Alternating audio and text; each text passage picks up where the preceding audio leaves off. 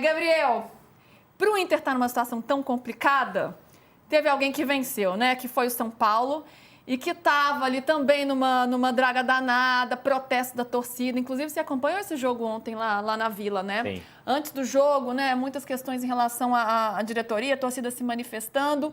Crespo deu uma entrevista que foi importante e é um São Paulo que dá uma respostinha pequenininha nesse momento. É sempre importante vencer depois de uma goleada, né, Luiz? É sempre importante você ter uma vitória como foi essa de ontem para o São Paulo. O 6-0 teve muitos efeitos externos e internos nesse São Paulo. Ontem foi uma aula grátis do Hernan Crespo na entrevista coletiva, deu uma letra muito bem dada para a diretoria do São Paulo.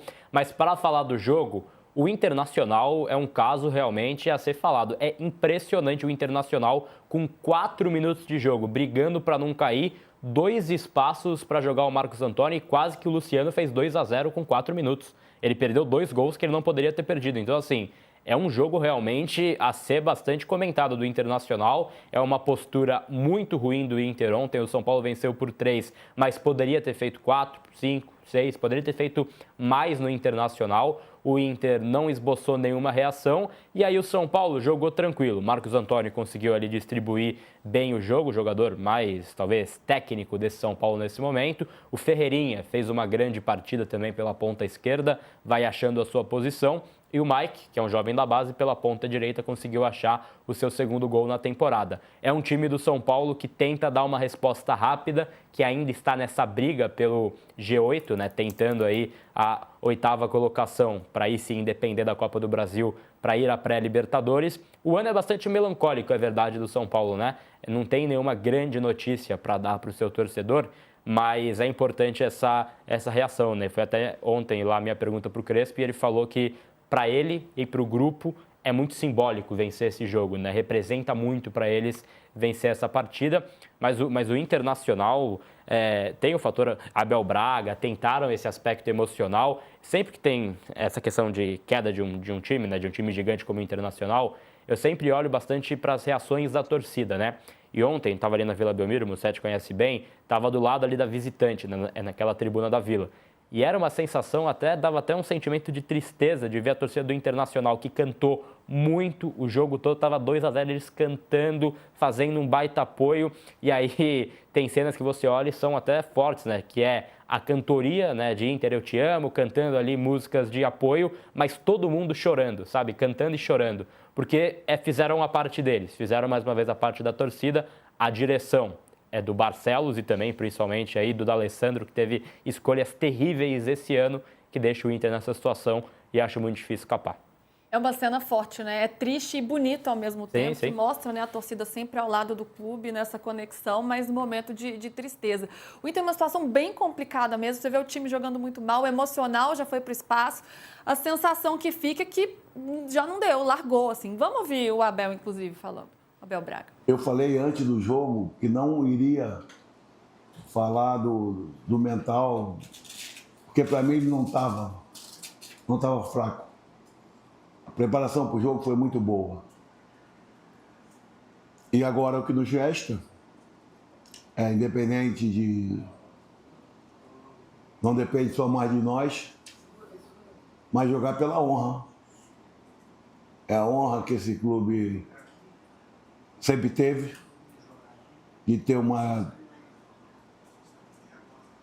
milhares e milhares, milhões de torcedores envolvidos num sentimento de muita grandeza, mas não deixa de ser um momento de muita tristeza. Tem que se procurar o anímico, tem que se procurar a dignidade, tem que se jogar pela honra. E vai ser chamado depois de time sem vergonha, que ninguém presta, não importa, não importa. Por isso eu não deixei os jogadores saírem do campo espalhado, cada um bolo aqui, um bolo ali, não, saímos todos juntos, porque nós temos que assumir juntos. Mas a responsabilidade maior, não importa, negócio de 3 dias, não importa. O motivo pelo qual eu vim não importa. Nós tínhamos que fazer melhor e não fizemos. E a responsabilidade tem que ser minha. Ele fala jogar pela honra. Quando fala isso, eu penso que meio que desistiu, Dani. O Internacional fez vestibular para ser rebaixado este ano.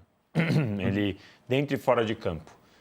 Fora de campo, quando você vê as atitudes da diretoria, gastando mais do que podia, adiantando dinheiro de onde não devia para tentar reforçar a equipe, já falou bastante disso. Aí depois, dentro de campo, as decisões, como a chegada do Ramon, como até mesmo a preparação para a Libertadores, quando perdeu para o Flamengo, foi tudo errado.